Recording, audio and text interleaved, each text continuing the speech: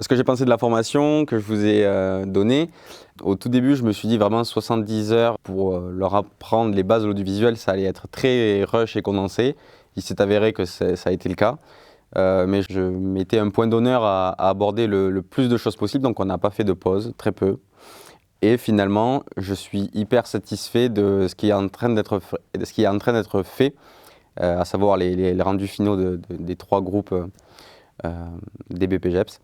Et je pense que malgré le fait que les cours théoriques aient été denses, aujourd'hui, on voit la preuve en image que, en tout cas je l'espère, que ça a servi. Des difficultés, oui, certaines. La difficulté principale que j'avais et la question que je me suis posée, c'est comment donner envie à des personnes, des BPGEPS, donc des futurs animateurs, de faire de la vidéo. Est-ce que déjà c'est pertinent? Est-ce que c'est pas complètement hors sujet? Puisque c'est pas donner une formation à des gens qui veulent devenir vidéastes ou réalisateurs ou photographes ou n'importe quoi. Le but c'était de donner un outil, de donner une envie pour que potentiellement ils utilisent ce qu'ils apprennent en formation ici avec moi, de utiliser leur savoir en structure. Et c'était la plus grosse difficulté pour moi, parce que non seulement je devais leur apprendre des choses, mais je devais surtout leur donner envie d'apprendre ces choses-là, puisque de base, eux, c'est pas du tout dans leur cursus normal de formation de BPGEPS. Donc la principale difficulté, ça a été celle-là pour moi. Et j'espère que j'ai réussi. À part ça, pour quelqu'un qui n'avait encore jamais dû créer une formation pour enseigner les bases, oui, en amont, avant de venir pour mon premier cours, j'ai pas mal galéré pour essayer de tout faire entrer, essayer d'organiser ça de manière à ce que ça soit le plus digeste possible aussi. Donc ça, c'était vraiment avant, j'étais assez stressé avant le premier jour. Moins les fois d'après, puisque déjà je commençais à tisser des liens avec les BPGEPS, donc moins d'appréhension d'un point de vue humain, d'un point de vue technique et pédagogique. Oui, toujours, parce que, je veux dire, j'ai enseigné de la manière qui me semblait le plus naturel pour moi. Et donc oui, il y a toujours ce truc de remise en question perpétuelle. Est-ce que c'est bien, est-ce que j'ai bien fait de l'amener comme ça? Est-ce que j'aurais peut-être dû le faire comme ça? Toujours. Le fait est qu'encore une fois, les rendus sont au niveau pour l'instant, que j'attendais. Alors les projets que vous avez choisis, je les trouve vraiment top. Pour résumer, il y a un projet sur une espèce de fiction, docu-reportage un peu mix des deux à l'image des personnes qui le réalisent. Donc je trouve que ça vachement bien qu'ils aient mis de la personnalité dans le choix et l'élaboration de leur sujet. De ce que j'ai pu voir, je trouvais ça génial. Je pense qu'il y a le montage qu'on a vu qu'en une seule journée, on va pouvoir aller plus loin dans les 2 derniers jours pour améliorer encore plus le rendu final. L'autre projet, c'est un behind the scene donc, qui sert à faire à peu près toute la retranscription de tout ce qui s'est passé en dehors, devant la caméra. Et c'est un thème qui me tenait particulièrement à cœur, puisque c'est là qu'on voit un peu toutes les ficelles le à côté de la formation et des projets. Donc vraiment, ce projet, je le trouve vraiment trop cool. Et le dernier, c'est un projet un reportage sur un projet qui a été mis en place par la MFR, qui mettait à contribution les élèves de la MFR, moi-même, puisque j'ai participé à ce projet-là. Et c'est un espèce de reportage sur comment les élèves ont vécu et vivent les 2 petites scénettes qu'on a tournées pour la MFR. Et c'est un projet qui s'est avéré plus dur que prévu, émotionnellement parlant. Forcément, les thèmes abordés sont durs, et les interviews qu'ils ont réalisées et qu'ils sont en train de réaliser le sont aussi. Mais c'est hyper formateur, là pour le coup on ne pouvait pas faire plus formateur que ce genre d'interview. Donc hyper satisfait, je les trouve tous hyper investis, et ça me fait vraiment plaisir. J'étais venu le premier jour avec un petit bouquin, et plusieurs des BPGEPS l'ont acheté, donc ça prouve qu'ils sont intéressés par la formation que je leur délivre.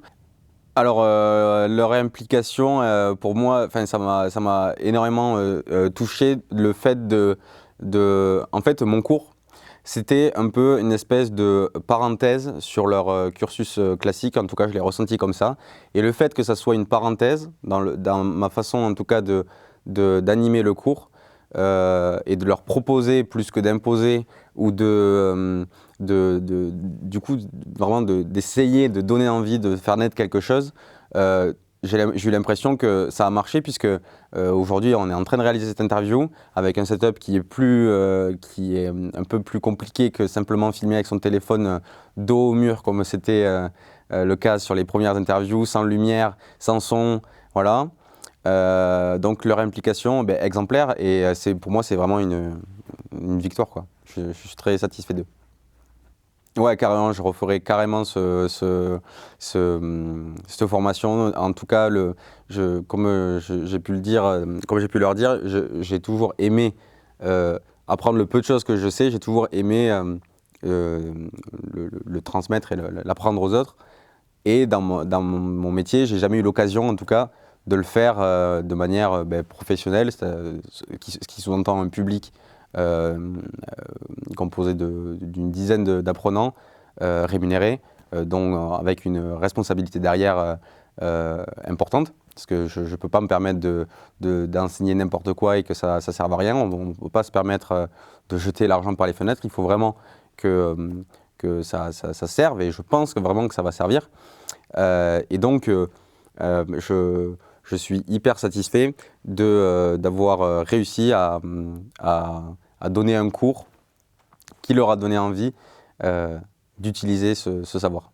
Donc la question, c'est pas du tout ça. La question, c'était est-ce que je le referais? Si cette formation était à refaire, je le referais sans problème. L'ingé son a très bien positionné mon micro. T'es stressé, ouais. Non, c'est pas ton mec. Allez. Attends. Donc là, t'es arrivé, tu vas faire le travail. Attends. Et je vais t'expliquer calmement. Tiens. Alors, hop. Caméra 1, ok. Son, ok. Prise 1, scène 1. Oh punaise. Oh, je crois que c'était Forrest Gump, moi. Tu l'as vu ça il y a pas longtemps? Ouais, j'ai vu il y a 2 jours. Moi, c'est Forrest Gump. Tati Daniel. Non, mais ça, c'est il y a longtemps que t'as vu ça. Putain, qu'est-ce que... Ah si, attends. Ah, moi j'ai vu un film tout pourri, j'ai vu un téléfilm Les Inconnus. Pourquoi vous avez choisi ce format-là? Ah non. Ah. C'était parce qu'il fallait trouver une idée. Non, en vrai... C'est vrai, c'est ça, c'est moi qui ai eu l'idée. Ouais, mais du coup, c'est la colonne vertébrale de notre film. Du coup, on a choisi ce format pour raconter. C'est le début... Prends le micro. Je mets là, c'est ça? C'est cravate. Ça va, là Cravate. C'est micro-cravate.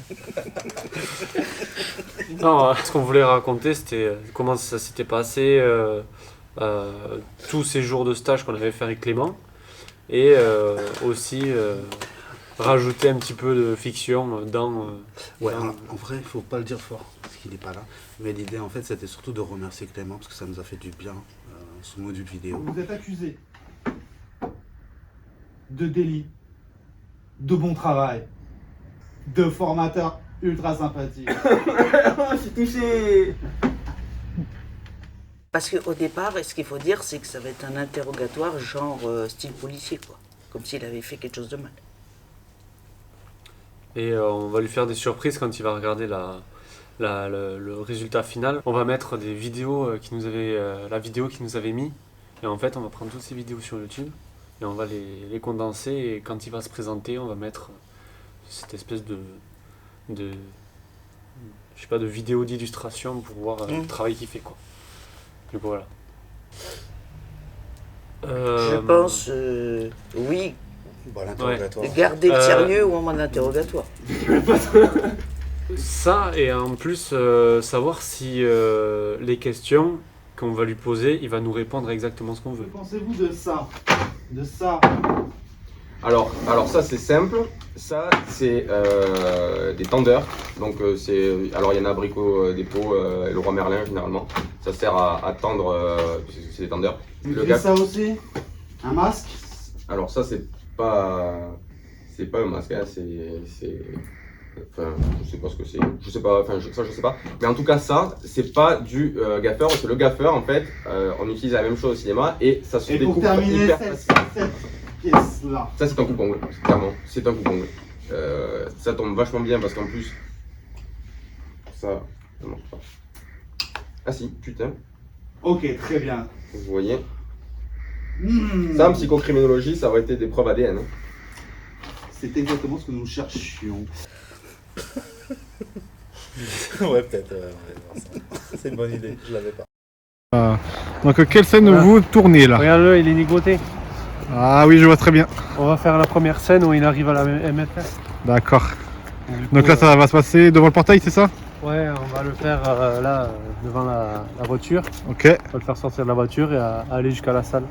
Je vais Vous prendre vous, plusieurs fois vous, vous, vous, vous sentez comment ligoté Bah ça va. Ça va? Franchement, j'ai l'habitude.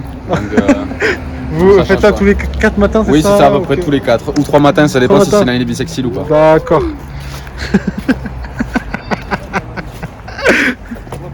Monsieur, on vous a emmené ici. Vous savez pas pourquoi. Vous le saurez. Ah mais là, je rigole tout le temps. Ouais, pour être vénère, il fallait que tu parles un peu plus fort quand même. Mais en fait, c'est parce que je suis très proche du micro, les parents ils Ouais. Et vous avez voulu tourner une putain de fiction, je vous l'avais dit. Et avec Allez. moi en plus. Hein. On recommence. Allez, on recommence. On n'est pas là pour rigoler, hein. Écoutez-moi bien. Écoutez-moi bien.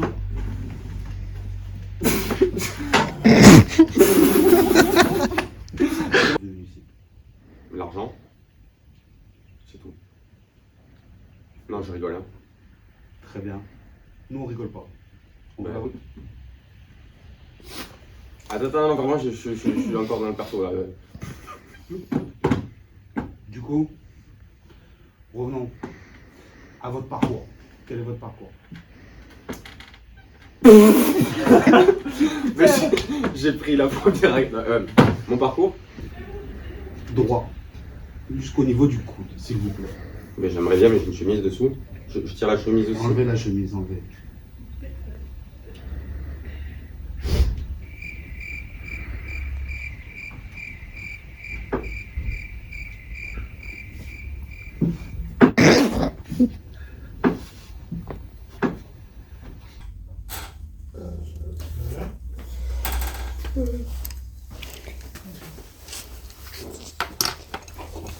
Ça me stresse, Marie. De rien. En plus, je galère. Dans le cadre. Oui, je suis content. Il faut que t'enlèves la cage. La cage. Quoi? De la caméra. Comment je fais, moi?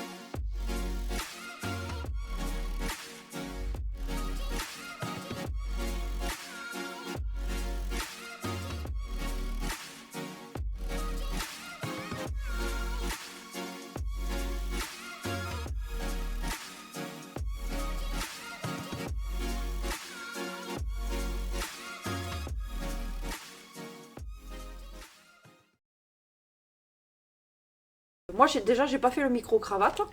Normal, hein. Avec ma taille, c'est pas possible. Mais si tu l'as fait. Mais Le non. perche, pas grave. Non, elle a fait les micro-cravates comme tout le monde. Oui, oui, oui. Moi, je préférais la perche.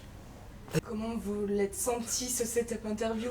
En fait, moi je trouve que les interviews c'est trop chiant. Hein. C'est hyper galère. C'est hyper galère, c'est hyper chiant. Ah ouais. C'est même pas une question de son, On hein. aurait pas Tout est on aurait galère. pas du tout prendre. Ouais, grave. Le son, après, en soi, une fois que c'est... Enfin, il n'y a pas grand-chose à faire, le micro-cravate. Il n'y a pas grand-chose à faire, à régler. Enfin, je trouve pas. C'est la partie simple, quoi. Ouais, voilà. Donc vous l'installez bien. Oui, Oui, c'est ça. Et qu'on vérifie sur le petit boîtier que ça passe pas dans le rouge et tout ça, qu'on règle bien. Et après, ça roule, hein. C'est pas le plus compliqué. Du coup, c'est quoi le plus dur si c'est pas le micro-cravate dans l'interview? C'est quoi le plus chiant?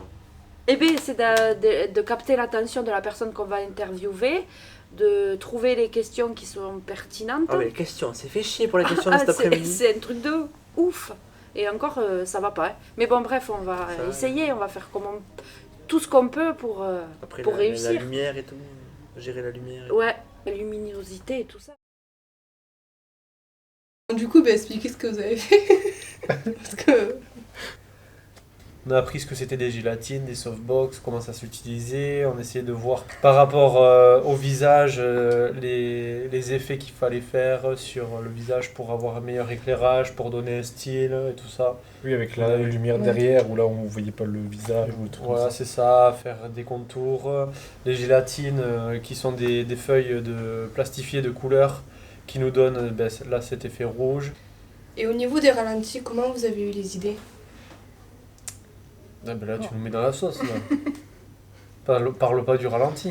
Non, vous avez fait des ralentis, des dominos et des ralentis. Ouais, oui, Molki là. Ensuite, on a pris du matériel pour les tester. On a fait les pailles, Ah oui. Ouais. Les billes, non? des... c'est Oui, des on a perles. fait des perles. Voilà, des perles. Le molki. Je l'ai défoncé. Ouais, J'ai retenu que ça. les oreilles, ouais. Et après, on n'a pas fait de liquide. On devait faire des liquides, mais on l'a pas fait. Si, on a fait. Ah, mais non. Mais non. Non. On l'a pas fait. L'expérience que vous avez pu faire avec ces tests un peu packshot studio machin, est-ce que du coup vous êtes plus à l'aise pour installer un setup lumière sur une personne rapidement, facilement avant que la formation débute? Oui. Ouais. Ah oui. Bah, On sait comment à peu près placer les lumières, quoi. Donc, ouais. Après, c'est par rapport à l'appareil photo, vu que c'est pas en mode auto, c'est les réglages qu'il faut faire après et tout ça. Enfin, il y a plein de choses à prendre en compte. C'est vraiment génial.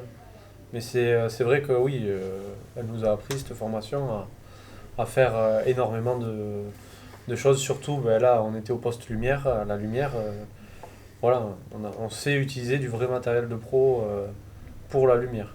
Mettre une jolie lumière. Et vous? après, toute la partie théorie, elle sert, en fait.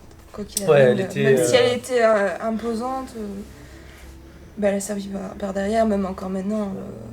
Ouais, si elle n'avait pas été là, en fait, on n'aurait pas su à quoi elle servait, et enfin, on n'aurait pas pu se servir de tout ça. Enfin, fallait qu'elle soit là en tout début de formation, pour, même si c'était vraiment dense, il fallait vraiment qu'elle soit là, quoi. Pour avoir les bases. Ouais. Parce qu'on n'aurait pas ces images-là, sinon. Par exemple, est-ce que tu aurais réussi à faire le setup fiction là qu'on a fait hier sans avoir fait des tests de différents positionnements en mettant les grilles nids d'abeilles ou pas, tu vois? Ah non, si j'avais pas fait ça, j'aurais pas réussi à faire la vidéo qui va sortir sous vos écrans. Non, mais j'aurais pas pu savoir les grilles nids d'abeilles, à quoi ça sert. Je pense que j'aurais fait un setup, mais pas pareil, et ça aurait été un rendu plus merdique, quoi. À la fin de cette formation, j'ai appris j'ai vu quand même la différence. Au début, quand je suis rentré dans la formation, je me disais, bon, mais le téléphone, ça filme pareil qu'un appareil photo, et bon, c'est pas, il n'y a pas une différence vraiment flagrante. Et en fait, si, il y a énormément de différences. Et en fait, tout au long de la formation, j'avais cet œil qui percevait ces petits changements, et même des gros changements. Et en fait, c'est vrai qu'un appareil photo, ça fait beaucoup plus naturel que le téléphone, parce que le téléphone, c'est énormément retouché numériquement, quoi. Ok. Le mot de la fin? Enfin, Pas mal. Et Maxime, Et je sais qu'il vient à cette heure-ci. il a dit dans Ça l'après-midi tourne qu'il était- Ah. il était libre. Faites le clap. Allez hop. Ah, la, c'est pas mal. la synchro, On s'améliore. toujours pas. Merci. Oh, presque. On le refait si vous voulez. Allez, 1, 2, 3. Même en comptant, il n'y Même arrive pas. Marie-Clotilde, elle le fait Bon, pas. bref, clap. Allez. Alors, moi j'ai choisi ça parce que c'est le projet qui me parlait le plus des 3 qu'on avait. Pauline, pourquoi tu as choisi? Enfin, pardon. Oui, bah tu peux. Hein. Et vous? Pauline, t'étais pas là en choisissant, mais. C'est par défaut. Mais en fait, je les ai eus au téléphone hier. Ils m'ont proposé de participer et puis je trouve ça. C'est un sujet important, le harcèlement scolaire et en plus les écrans. Merde, je me rappelle plus. L'addiction aux écrans et tout ça, c'est important.